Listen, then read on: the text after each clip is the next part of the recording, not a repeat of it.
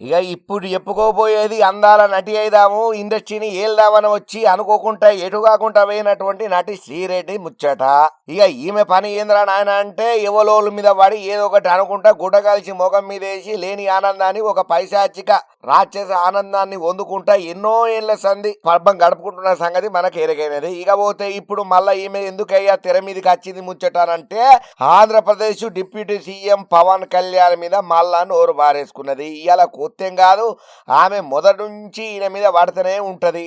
ఇక ఏపీల లడ్డు ముచ్చట ఏదైతే వివాదం జరుగుతున్నదో అది ఇప్పుడు ఆ టాపిక్ అయ్యిందో, ఇక దాని మీద పవన్ కళ్యాణ్ సార్ గత కొన్ని రోజుల నుంచి ఫైట్ చేస్తున్నాడు, గట్టిగా మాట్లాడుతున్నాడు, ఎవరినైనా కూడా ఎదిరించి గట్టిగానే వార్నింగ్లు ఇస్తున్నాడు అన్న సంగతి మనకు ఎరికైనదే. అయితే ఈ లడ్డు వివాదాన్ని సులకనగా చూసినా మాట్లాడినా వాళ్ళ మీద కఠిన చర్యలు తీసుకుంటా అని చెప్పి పవన్ కళ్యాణ్ సార్ అంటున్నాడు. ఇక ఈ ముచ్చట్లల్లా పవన్ కళ్యాణ్ మీద మళ్ళా ఆమె స్టైల్లల్లా ఆమె డైలాగులు చెప్పుకుంటూ వచ్చింది. గతంలో కూడా వైఎస్ఆర్ కాంగ్రెస్ పార్టీకి వాళ్ళ ప్రియతమ నేత అయినటువంటి సీఎం జగన్మోహన్ రెడ్డికి సపోర్ట్ గా మస్తు మాట్లాడేది. జగనన్న గాని జగనన్న కోను గాని ఏమన్నా అంటే మాత్రం అరికాల మీద నిప్పులు వేసుకొని రప్ప ఎక్కి తిడుతుండే.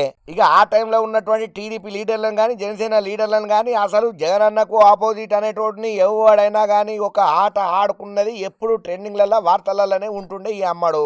ఇక వైసీపీ లీడర్లు ఎన్ని కారెడ్డాలన్నా, ఎన్ని అడ్డగోలు పనులు చేసినా, ఎన్ని అరాచకాలు చేసినా, ఎన్ని అన్యాయాలు చేసినా, ఎన్ని మాట దురుసులతోటి ఎంత మాట్లాడినా కూడా ఈ అమ్మడు గప్చుకుంటుండే.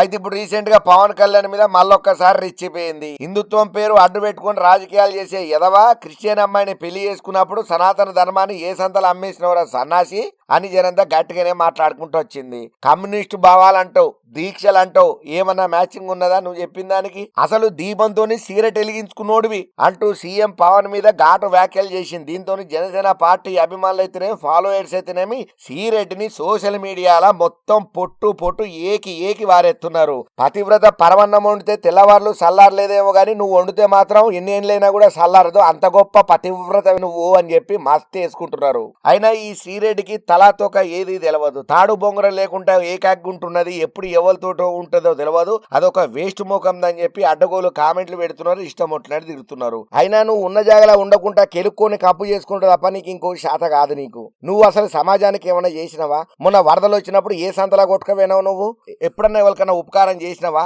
ఎంతసేపు నీ వ్యవహారాలు నీకే ఉంటాయి. పోనీ అండ్లున్నదానివి అటనన్నా ఓ రాదు. నువ్వు ఊకుకొచ్చి జనాలకి ఎందుకు వచ్చి జనాలకి ఏదో చైతన్యపరిచినట్టు గొప్ప ఉద్దారకం పతివ్రత ముచ్చట్లు ఎందుకు చెప్తావు? మొన్న వరదలలో ఎక్కడ పోయినావు? కరోనా టైంలలో ఎక్కడ పోయినావు? నువ్వు ఒక్క సమాజంలో ఒకరికి హెల్ప్ చేసినట్టు కూడా నీ ముఖానికి ఎన్నడూ చేసినది పిల్లికి కూడా బిచ్చం పెట్టిన దాఖలాలు కనపడవు. ఎవడు పైసలు ఇస్తే వానికి ఒత్తాసు వలుకుతావు, ఎవరినొకరిని బ్లాక్ మెయిల్ చేసుకుంటా బతుకుతావు. నీది కూడా ఒక బతికేనా? నువ్వు వచ్చి పతివ్రత ముచ్చట్లు చెప్తావు, మందికి ఒకనాడు హెల్ప్ చేసిన ముఖం లేదు గాని నువ్వు గుడ్డగాల్చి మాట్లాడేటోను కూడా అంటే సనాతన ధర్మం గురించి ఎవడన్నా మాట్లాడితే నువ్వు అడ్డం పడతావు. మరి నువ్వేం గుడ్డి గుర్రం పలుదోముతావు? నీ వైసీపీ లీడర్ల అయాంలకి ఇట్లా జరుగుతా అంటే నీ సిగ్గు శరం షీమునెత్తురు మానం మర్యాద తిన్నది అన్నమే అయితే మరి నువ్వు వచ్చి ఖండన చెయ్యాలి కదా.